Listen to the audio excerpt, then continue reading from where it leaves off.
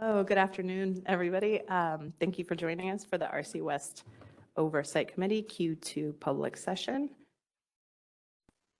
I'm going to just cover a couple housekeeping reminders, and then I'm going to hand it over to our chair, Chris Sanford. So this meeting is being recorded for informational and convenience purposes only. Please request permission from RC West before reprinting any materials or transcriptions, and materials related to the RC West Oversight Committee are available on the website on CAISO.com under Products and Services, RC West. Okay, if you'd like to raise your hand, make sure you open up the participant and chat panels from the bottom right of your screen, and you'll see the raised hand icon at the bottom of the participant panel. You connected outside of the WebEx, you can press *3 to get into the question queue. Please remember to state your name and your affiliation before making your comment. If you need technical assistance, you can send a chat to the event producer at Insular Events, and you can send your questions in the chat to all panelists or to me, Yelena Koplov-Alford. Okay, and from here, I'm going to hand it over to Chris Sanford.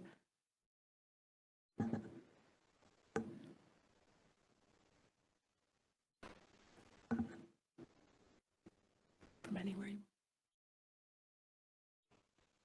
Okay, welcome. I'm Chris Sanford from Bonneville Power Administration. Go over the agenda real quick. Welcome just occurred. We're going to talk about the Oversight Committee business, RC West operations updates. We're going to talk about the working group updates, future agenda items, public comment, and then we'll adjourn.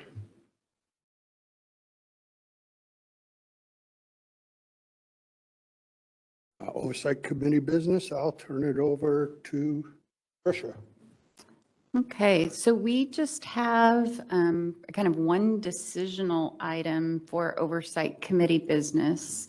For those who were in attendance at the real-time working group meeting yesterday and have been at the last couple of meetings, we've been talking about merging the real-time working group and the operations planning working group to just be RC operations working group. Part of it is really an efficiency. We've had over the past couple of years, I think, a lot of task force activities, which have really combined the two groups, a lot of topics which have brought a lot of the subject matter experts together from the two groups. And so there's been some discussion about really kind of just saving time and, kind of time on people's calendars and things, and just bringing the two groups together into just a single working group. And so part of the reason this is a decisional item for the Oversight Committee is it is part of the charter that the committee makes decisions on the formation of the working groups and just decisions. And it's an attachment to the charter, actually, that there's a picture of the working group structure. So we wanted to probably just kind of quickly go through, I'm going to say kind of a roll call and maybe a quick vote just to confirm that we've got support on the merger. And I think, can we see on the participant side to make sure that we have quorum? Are you able to see who we have in attendance, Yelena?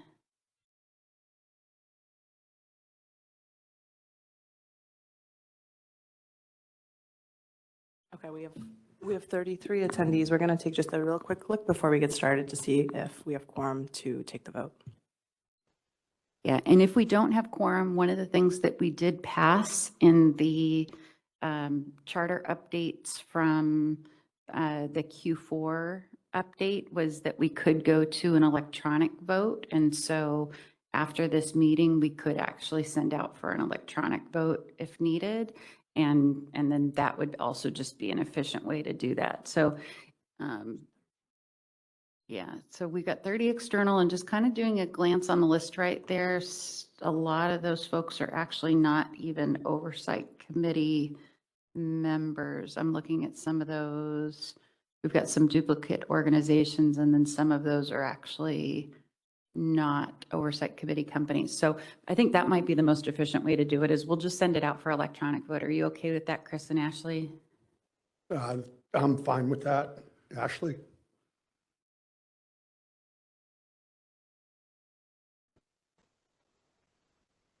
And Ashley, you can unmute yourself also. You might be on double mute. There we go. Yes, I support.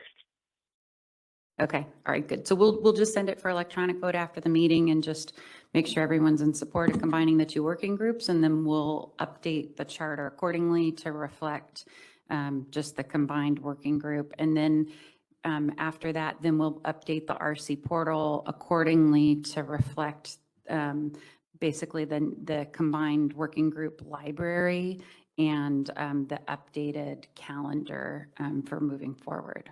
All right, thank you.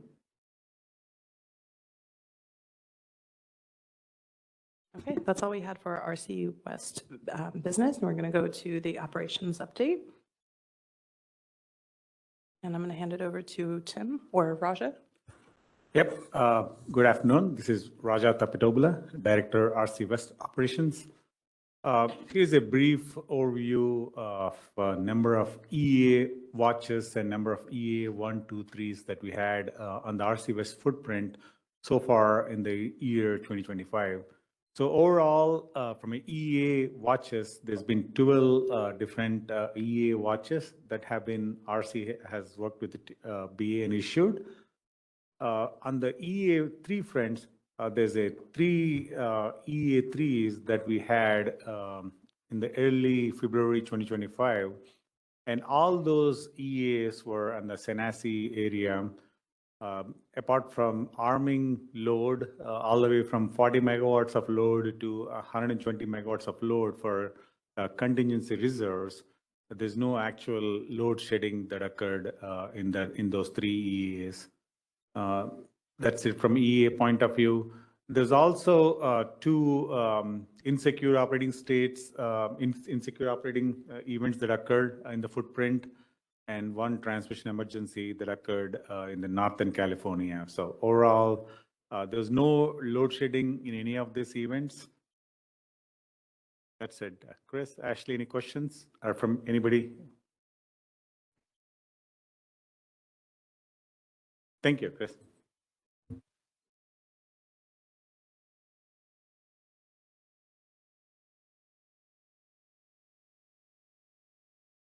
Tracy, we can move on to next slide. Thank you.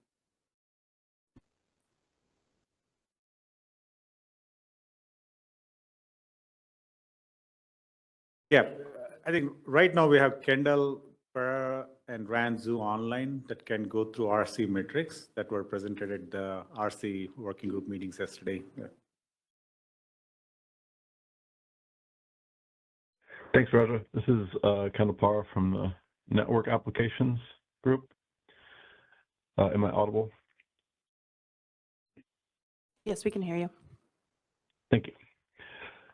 So we'll be going over the Q1 SE residual errors in these first few slides. So looking at the first slide here, we see the trend in the past year, and the total residual errors have generally trended within an average range. So you see a little bit of an increase from April to July, and then we've kind of decreased those numbers since then, with January, February, and March being in a pretty average range compared to the previous year. Next slide, please.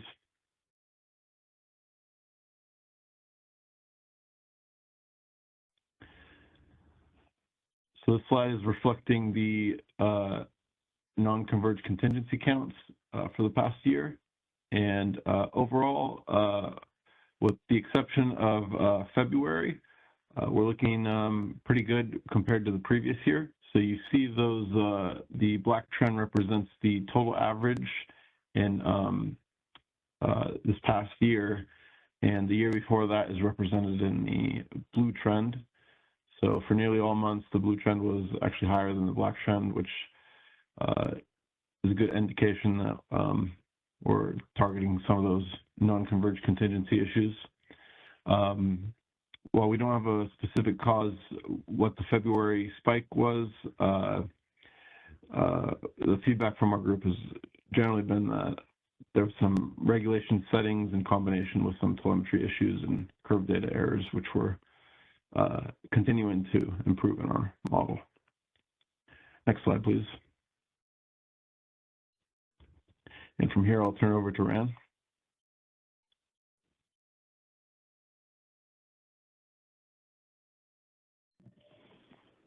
Good afternoon, everyone. Ran Zhu, Senior Advisor, RMOE Group. This slide shows you the data accuracy for Q1. As really mentioned yesterday, if you were in the other meeting yesterday, there was some data issue, which was corrected later last night, and so we see the correct data for March now. But compared to previous year, there's a slight increase. On the overload, on the violation, we see in DACA, but now show up in RTCA. But we, the RCOE, are still working to improve the model and then find out the reason. We'll share more later once those investigations are done. Overall, it's similar percentage to last year, but it's slightly increased. But it's also outage season. Next slide, please.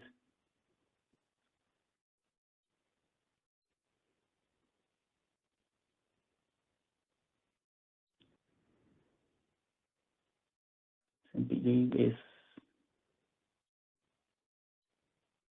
And I can take this one. This is Kyle Clayton from Customer Experience. Just quick overview of our city metrics from last year. You can see that the open and closed cases by month here, and then the average time with support. I do want to mention that there is a slight processing error on the average business days with CAISO support right now, as the process has actually been overwhelmed by how many cases we have across the entire organization. So there'll be slight tweaks to that. This year, our vendor actually just delivered new code to correct that calculation. But yeah, here's our metrics for last year. Thanks all.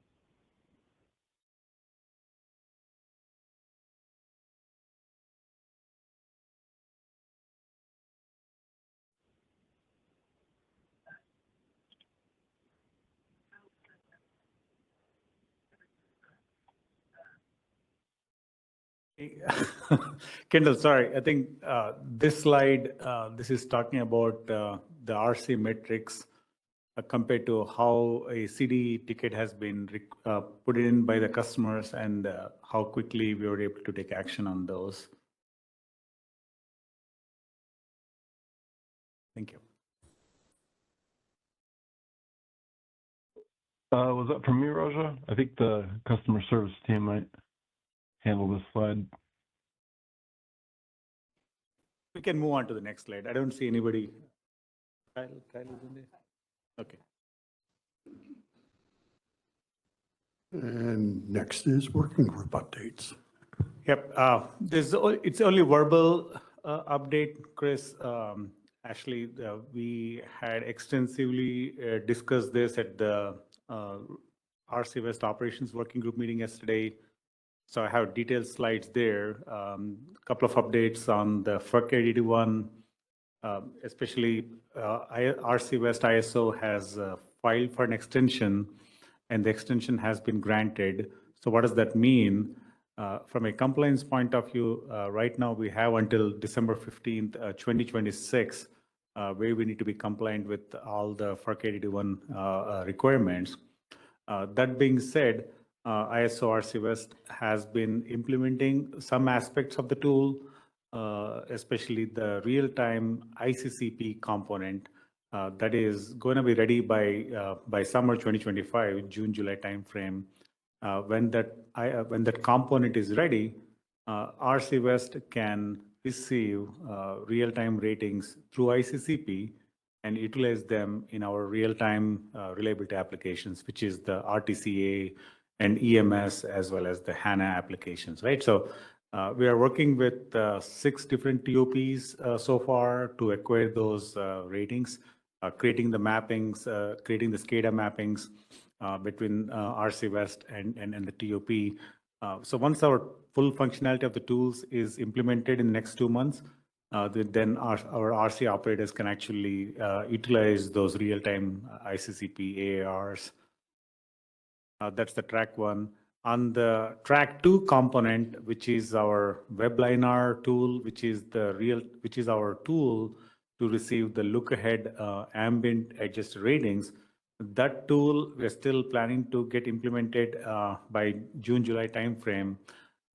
Even though we are not planning to use those ratings in any of the downstream applications, but we are planning to implement that tool for the TOPs that are able to send in and actually use the clearinghouse functionality that exists on the tie lines.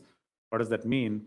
If there's a two TOPs that are implementing their look-ahead AARs, and they can send those look-ahead AARs into the WebLiner tool, the tool can do a clearinghouse on the tie lines, so identify the most limiting rating between the two TOPs, and actually each TOP can download using an API from the WebLiner tool. So that functionality exists. That functionality will go live when the tool goes live. But that being said, we have been hearing this morning that a bunch of TOPs are actually asking for an extension to FERC-81. So we will see who will be ready from a look-ahead AARs. But irrespective of when they're going to be ready, but the tool functionality will be available in June-July timeframe on that front. Now, coming to the downstream applications, the first tool that ISO is planning to use this AARs is the EAM market. That is January, February 2026 timeframe. When that process goes live, any entities that have the look-ahead AARs and are sending those AARs into WebLiner tool, then those ratings can be used in the ISO's EAM market for those TOPs. That's the first one, and the downstream applications. The second component of the downstream applications, the day-ahead market, again, it coincides with the EDAM go live April-May timeframe. When that functionality goes live, the entities that are going to be in the day-ahead market, they can technically use the AARs in the day-ahead timeframe. That component will be ready, but again, when the tool is ready, it doesn't mean all the TOPs are ready as well. So it all depends upon who's going to use that. Otherwise, the tool is still going to use the seasonal ratings that exist in the database, right? At the same time, when the EDAM functionality goes live, from an RC West point of view, all the RC West look-ahead reliability applications, which is the next day OPA studies, and then the short-term outage studies. So those studies should be able to utilize the look-ahead AARs in those applications if the TOPs are sending those AARs in April, May 2026 timeframe. And everything else, there's other components like utilization of AARs in the remedial action schemes, and then there's nomogram changes, and then the TTC calculation changes. All those will be implemented in the later part of 2026 by December 15, 2026. That's it from a FERC-81 point of view. Any questions from here or online? Nope, I guess. We can go ahead and move on. Thanks, Roger. Yep. I have one more update on the ECC expansion. Okay. Yep. The ECC expansion, as I mentioned in the working group meetings, we are SPP and RC West are coordinating on that phase. We have worked with NASB and created a congestion management working group, and NASB is leading that effort. And both SPP and RC West are participating along with stakeholders from the Western Interconnect community. That effort is ultimately trying to standardize the curtailment methodology that will be used in the ECC tool once it gets standardized. It's right now a standard has been drafted, That standard is going through revisions right now. And the working group is hopeful that after tomorrow, we have a meeting tomorrow. The working group has a meeting tomorrow. After that meeting, we are hoping to issue that white paper, the standard for a informal comments at this point from the stakeholder community and see anything that we're missing. Once we receive the informal comments and addressing those concerns, whatever it is, and we're still hopeful by September, October timeframe, maybe we can go for a formal comments. That's where we are right now with respect to the ECC expansion effort. Chris? Ashley, any questions?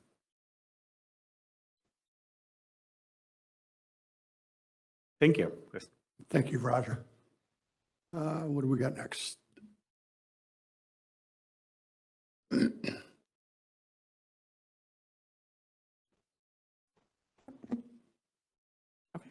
We have a FERC 881 update from Russia as well.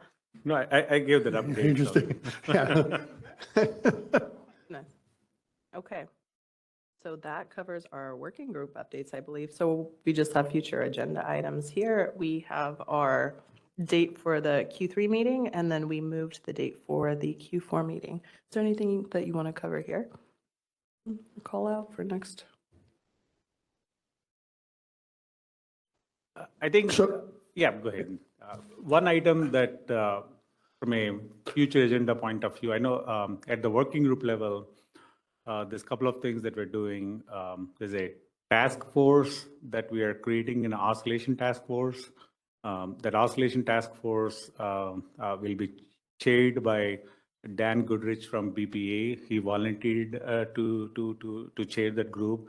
And we are seeking volunteers from the stakeholder community. And hopefully, once we receive it, we can share additional information about the task force, what we're trying to do with the task force at the future a topic at the RC Oversight Committee.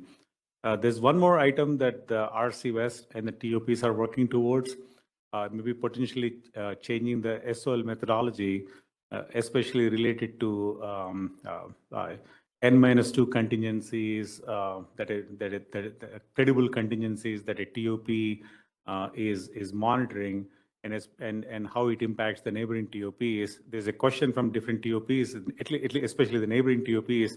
Can we relax the SOL methodology so that the neighboring TOPs, rather than managing at 100% of the contingency, maybe go to 125%, right? So there's different top discussion that's going on. Once we have a clear direction at the working groups, we can bring that into RC West Oversight Committee for further feedback. Thank you, Raja.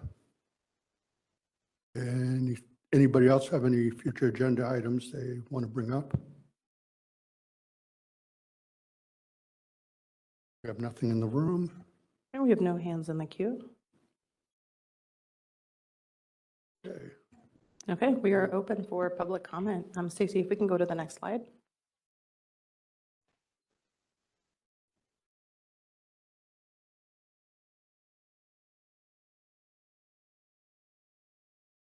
Okay, seeing no questions online or in the room, we can adjourn the session. We can go to the next slide. Okay, this was a really quick meeting. Thank you, everybody. We are going to go ahead and end this session. So we normally start our executive session immediately following public session. So do we want to give a little bit of a break, maybe say 15 minutes? We'll start at 1:45. That sounds like a good plan. Okay. Room agrees. All right. So we'll send out an updated invite to start executive session at 1:45. Thanks, everybody, for attending the meeting.